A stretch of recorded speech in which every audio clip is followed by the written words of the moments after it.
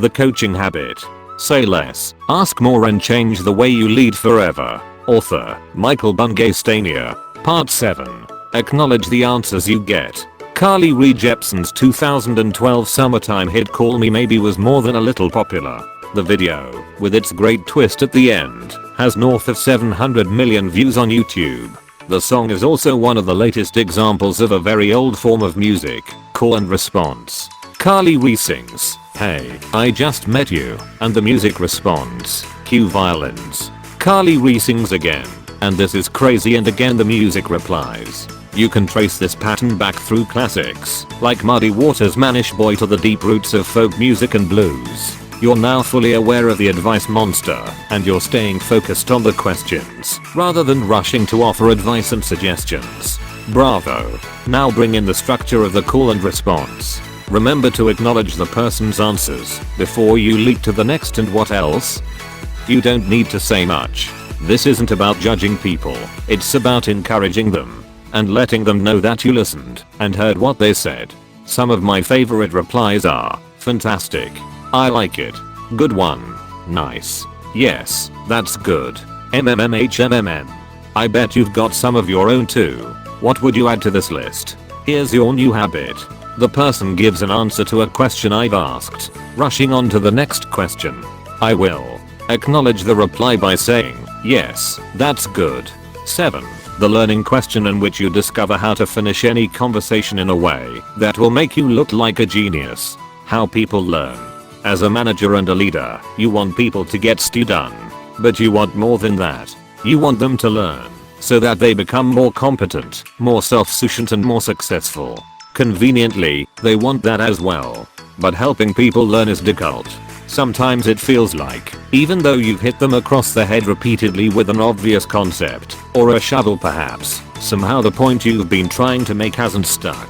Here's why. People don't really learn when you tell them something. They don't even really learn when they do something. They start learning, start creating new neural pathways, only when they have a chance to recall and react on what just happened. The learning question. What was most useful for you? Academic Chris Argyris coined the term for this double loop learning more than 40 years ago.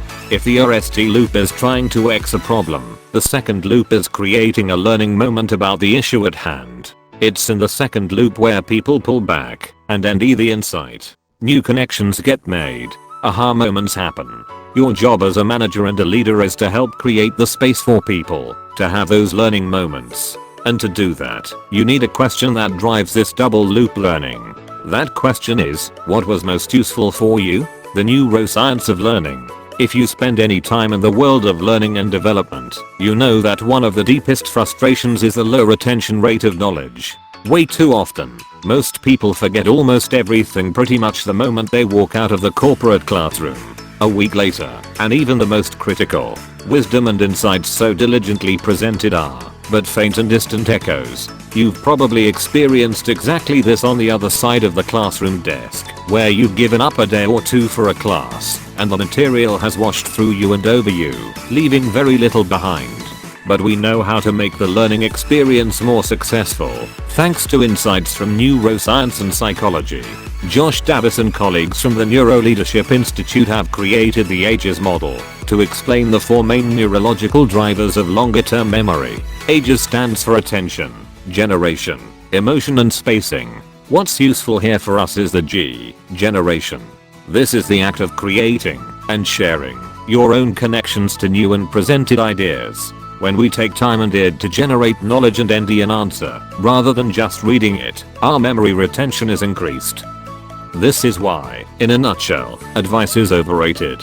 I can tell you something, and it's got a limited chance of making its way into your brain's hippocampus, the region that encodes memory. If I can ask you a question and you generate the answer yourself, the odds increase substantially. To learn, retrieve. A related insight comes from the world of psychology and, in particular, the excellent book Make It Stick, The Science of Successful Learning by Peter Brown, Henry Roediger and Mark McDaniel. The authors are distinguished psychology professors, and together they've created a useful summary of the best strategies and tactics we have to help people learn. The RST major tactic they share is harnessing the impact of information retrieval. They put it beautifully. What's essential is to interrupt the process of forgetting. That forgetting starts happening immediately, so even by asking the question at the end of a conversation, you've created the RST interruption and that slide towards "I've never heard that before." And if you want to up the ante, you can ND wait for this question to pop up in places other than the end of a conversation. The authors say, reaction is a form of practice. Create these moments and you ND a place forward and coils deep practice. One option is to ask the question at the start of the team meeting, or the regularly scheduled one-on-one. What have you learned since we last met? One of the disciplines I mostly follow at the end of my day is using an app called I Done This, and rather than just writing out what I did, I write down a sentence or two about what I learned and what I'm most proud of. Why? What was most useful for you? Tops the list. There are a number of questions you could ask to help drive this generative and retrieval process to embed the learning. What did you learn? What was the key insight? What do you want to remember? And what's important to capture are some of the more obvious ways to help people do that, and they're all good questions. But what was most useful for you is like a superfood kale, perhaps, compared with the mere iceberg lettuce goodness of the other questions. What was most useful helps hits the spot in at least 6 ways. It assumes the conversation was useful. Winston Churchill said that people occasionally stumble over the truth, but most of them pick themselves up and hurry-o, as if nothing ever happened. That's equally true about the conversations you're having with those around you. There's wisdom to be found, but only if you hang around for a moment to take a look.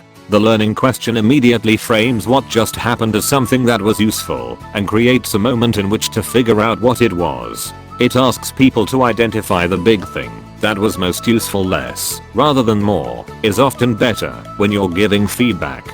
If you list 12 things that could be improved, everyone moves into overwhelm mode. More effective isn't the one big thing that's worth remembering. This question will typically have the person focus on the 1 or 2 key takeaways from the conversation. We live in the world our questions create. David Cooperida. It makes it personal, adding for you to the question. Takes it from the abstract to the personal, from the objective to the subjective. Now you're helping people create new neural pathways. And of course, people are telling themselves what was useful, rather than you're telling them what you think should be most useful. The former will always sound like better advice. It gives you feedback. Listen to the answer you get, because it's useful not just for the coachee, but for you as well. It will give you guidance on what to do more of next time, and it will reassure you, if you need it, that you're being useful, even when you're not giving advice, but are asking questions instead. It's learning, not judgment. You'll notice that you're not asking, was this useful? That question sets up a yes/no answer, and it doesn't actually prompt insight, it just elicits judgment. What was most useful forces people to extract the value from the conversation. It reminds people how useful you are to them. Come the annual performance appraisal, and an employee is staring at the questionnaire with the cursor hovering over the upward feedback part of it. Is my manager useful? The question asks. And thinking back over the last year, he's struck by the fact that every single conversation with you has proven to be useful. Top marks. The coaching bookends. How to start fast and finish strong. With this question, you now complete the pair of questions known as the coaching bookends. You start with the kickstart question. What's on your mind? That takes you quickly into a conversation that matters, rather than meandering through small talk or spinning your wheels on data that's more distracting than it is useful. As you look to complete your conversation, before everyone rushes for the door, you ask the learning question. What was most useful for you about this conversation? Answering that question extracts what was useful, shares the wisdom, and embeds the learning. If you want to enrich the conversation even further and build a stronger relationship, to tell people what you found to be most useful about the exchange. That equal exchange of information strengthens the social contract. Build your new habit here. Write out the moment, the person, and perhaps the feelings that are your trigger. This question is the second part of the coaching bookends, so the trigger moment is at the end of an exchange in person or virtually, with a team member, a colleague, your boss, at a team meeting, after giving a speech, when talking to a customer, prospect, or client. If you're thinking to yourself, good, we are done, then that's the time. Write out the old habit you want to stop doing. Be specific. It's in Shakespeare's The Winter's Tale, where the most famous stage direction of all time resides. Exit, pursued by a bear. That's how most conversations seem to end as well. Instead of asking the learning question, you wrap up, you tell people how wonderful they are, you check the action list, or you worry about your next meeting, because now you're late, because this meeting ran over. The instead of is any action that fails to capture the aha moment and extract the value. I will. Describe your new habit. You know it. So, what was most useful here for you? Or what did you find most valuable about this chat? Or what worked best here? Or some variation that asks people to articulate the value in the learning. Watch it work. Watch the short videos at thecoachinghabit.com/videos to deepen your learning and help turn insight into action. Make it sticky. This video sets out strategies to make any interaction more useful by helping the participants remember the good stuff. I've shared in this chapter some of the science on how to improve knowledge retrieval. So, I asked our researcher, Lindsay, to send me something new and interesting to say about why the learning question works as well as it does. She took me to an unexpected place. Colonoscopies. This next bit of information comes from more research by Daniel Kahneman, this time on the peak end rule. In short, how we are evaluating an experience is disproportionately influenced by the peak, or the trough, of the experience, and by the ending moments. Finish on a high note and you make everything that went before it looks better. People have tested this theory in a number of ways, the most visceral being via colonoscopy. In one study, some patients received traditional colonoscopies, while others received MODID procedures. Patients whose colonoscopies were extended by approximately 1 minute, but who experienced less pain in the null moments report remembering 10% less pain overall, and rank the procedure as less unpleasant compared with a list of other aversive experiences. These patients were also 10% more likely to return for a follow-up procedure. What was most useful here for you is a strong and positive way to initiate a conversation. Not only do you help people to see and then embed the learning from the conversation, but by your niching on this was useful note, people are going to remember the experience more favorably than they otherwise might. Part 8. Use every channel to ask a question. We're at the end of the book, so I know that you've already got what it's about. You're going to change the way you have conversations with the people you manage, influence and engage with. You'll stay curious, tamp down the advice monster, and help people quickly figure out their own paths, all while sharing your own advice and wisdom in the right dosage and at the right time. And yet a hefty and ever increasing amount of our lives is spent staring at the screen. Tapping away on keyboards as we exchange emails and MSN texts and Slack messages, and tweets and Facebook updates, and insert the names of the other 329 electronic channels you currently use one way or another. And these 7 essential questions work just as well for those communication channels as they do face to face. What that means could be radical for you. When you get the long rambling email, you'll be prepared. Whereas in the past you have sighed, metaphorically rolled up your sleeves and started to type out your long advice-rich reply. Now you can use one or more of these questions to focus faster and to spend less time in your inbox. Questions work just as well typed as they do spoken. Here's your new habit. When I get an email that triggers the advice monster, writing out a long thorough answer full of possible solutions, approaches, and ideas, or even a short terse answer with a single command. I will decide which one of the 7 questions would be most appropriate and ask that question by email. It could sound like, wow, there's a lot going on here. What's the real challenge here for you, do you think? I've scanned your email. In a sentence or two, what do you want? Before I jump into a longer reply, let me ask you, what's the real challenge here for you? Conclusion. Survivor man. Not. Still at university in Australia, I hadn't yet fully accepted my urban destiny. I know now that I'm a city boy. I have the soft hands of a typist, and not a single do-it-yourself or survivor gene in my DNA. But back then, I thought that perhaps I could still evolve into that Jason Bourne-esque man. The type who had 1% body fat and could survive in the outdoors for 3 weeks using nothing but 3 twigs and a handful of leaves. In that spirit, I planned a solo 3-day trek. I'd been bushwalking that Australian for hiking before, so I wasn't totally ignorant of what I was proposing.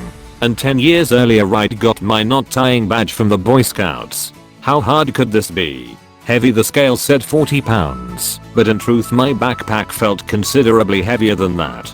I didn't know that approximately 90% of this weight was the RST aid kit. I was a little nervous about getting injured, so I was carrying remedies for all sorts of medical challenges, from snakebite to lightning strike. But after a 3-hour drive from home, I arrived at the start of the circuit I was going to walk, and I was feeling good. The weather was northeast and promised to hold. There were a few other cars in the car park, so I wouldn't be totally alone.